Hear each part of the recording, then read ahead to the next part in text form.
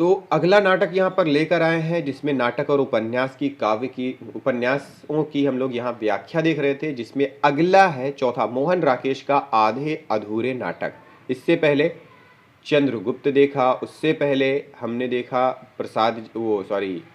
अज्ञेय का शेखर एक जीवनी, और उससे पहले प्रेमचंद का हमने क्या देखा था, गोदान उपन्यास। तो दोस्तों यहाँ पर हम लोग लेकर आए हैं चौथा टॉपिक है मोहन राकेश का आधे अधूरे नाटक। मोहन राकेश ने 3 नाटकों की रचना की है। पहला है आषाढ़ का एक दिन, लहरों के राजहंस एवं आधे अधूरे। आधे अधूरे उनका अंतिम नाटक है जो 1969 ईस्वी में प्रकाशित हुआ था। तो देखिए मोहन राकेश ने 3 नाटक रचे हैं। तीनों के यहाँ पे नाम दिए हुए हैं, आषाढ़ का एक दिन, लहरों के राजहंस एवं आधे अधूरे।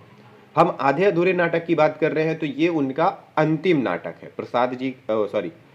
मोहन राकेश का अंतिम नाटक कौन सा है? आधे अधूरे कब प्रकाशित हुआ था? 1969 ईस्वी में। इस नाटक में परिवार और समाज की विसंगतियों का चित्र है। इस नाटक में मोहन राकेश ने महेंद्रनाथ और सावित्री का वैवाहिक जीवन प्रस्तुत किया है। सावित्री को लगता है कि उसके पति के व्यक्तित्व में अधूरापन है।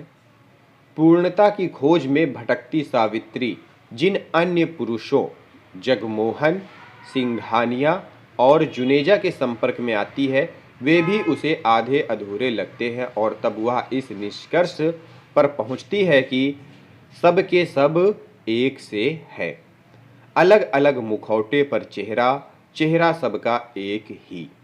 हमें लगता है कि हमने गलत चुनाव किया, पर वास्तविकता यह है कि हम चाहे जिसे चुने सब आधे अधूरे हैं, पूर्णता कहीं नहीं है। आधे अधूरे नाटक में इसी टूटन को व्यक्त किया गया है। यह टूटन व्यक्ति से शुरू होकर पूरे समाज को अपने में समेट लेती है। अधूरापन सर्वव्यापी है। आधे अधूरे नाटक का प्रत्येक पात्र खंडित व्यक्तित्व के लिए महेंद्रनाथ का बेटा अशोक बेरोजगार है।